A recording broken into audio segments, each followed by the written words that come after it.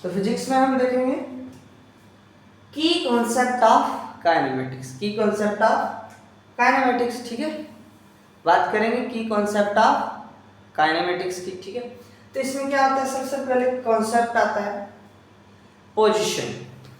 Position मैंने आपको बताया किसी भी स्पेस में, स्पेस ये स्पेस है, स्पेस में location of an object, space में किसी भी ऑब्जेक्ट की लोकेशन,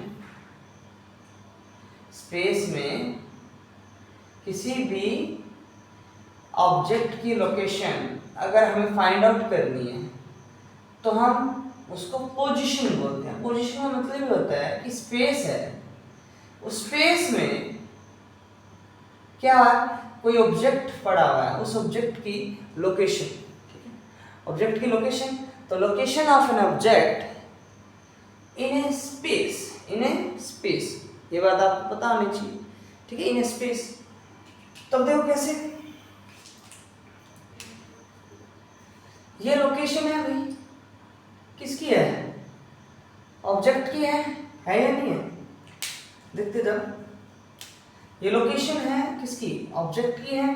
कहां से हम फाइंड आउट करेंगे, ये आपका कोऑर्डिनेट एक्सिस है, ये एक्स एक्सिस है, एक्स एक्सिस में क्या है बेटा, राइट हैंड साइड हमेशा पॉजिटिव, और वाई एक्सिस में क्या है, ऊपर साइड में पॉजिटिव।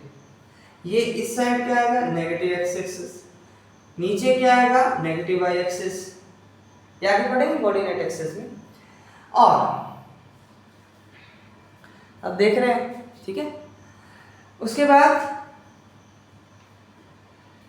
अब देखो ये क्या होता है बेटा, ओरिजिन होता है, क्या होता है, ओरिजिन, ये ओरिजिन होता है, समझ में आ गया। ये जब ओरिजिन होता है, ओरिजिन से स्पेस में कोई भी ऑब्जेक्ट होगा उसकी लोकेशन फाइंड आउट करनी है। तो ये मैंने क्या कर दिया, उसका लाइन जोड़ दी, यहाँ पे ये लाइन जोड़ दी, यहां से ये पॉइंट इधर जोड़ दिया, ये पॉइंट इधर जोड़ दिया, जोड़ दिया नहीं जोड़ दिया, जोड़ दिया। ये जो पॉइंट है 0,0 है, ये पॉइंट है 5,7 मैंने माना नहीं है अभी, वो तो मैंने निकाला यहां से 1 2 3 4 5 6 7, 1 यूनिट एक्स एक्सिस पे क्या है, स्केल यूनिट है, तो 1 2 3 4 5 6 7 ये आ गया, फिर 1 2 3 4 5 6 7 ये आ गया, यहाँ पे 5 पे मैंने मान लिया एक्स एक्सिस, y पे 7 पे मान लिया y axis, y parallel of x axis, x parallel of y axis, graph तो ऐसे बनेगा। ओरिजिन से 5 तक जो डिस्टेंस होगी 5 माइनस 0 5 होगी, बाकी 0,0 है, तो 0 माइनस 0, 5 माइनस 5 0, और 7 माइनस 0 7, तो 7 हो गई, हो गई नहीं होगी। अब क्या होता है भाई, सीधी सी बात है, पाइथागोरस थ्योरम लगाएंगे। ये चीज सॉल्व करने के लिए r बराबर क्या होता है, √x² + y² होता है। तो ये चीज सॉल्व करने के लिए हमें क्या करना पड़ेगा, पाइथागोरस थ्योरम लगाना पड़ेगा। पाइथागोरस थ्योरम मैंने लिखा, पाइथागोरस थ्योरम क्या होती है कि सबसे जो लंबी होती है उसको हाइपोटेन्यूस, जो एंगल होता है एंगल के सामने वाली जो लाइन होती है, साइड होती है, उसको बोलते हैं परपेंडिकुलर, और जो बच गई है वो बेस।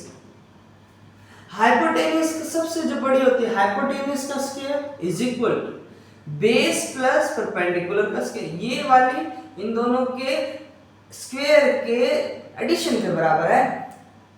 इसका स्क्वायर इन दोनों की स्क्वायर के एडिशन के बराबर होता है, ये होती है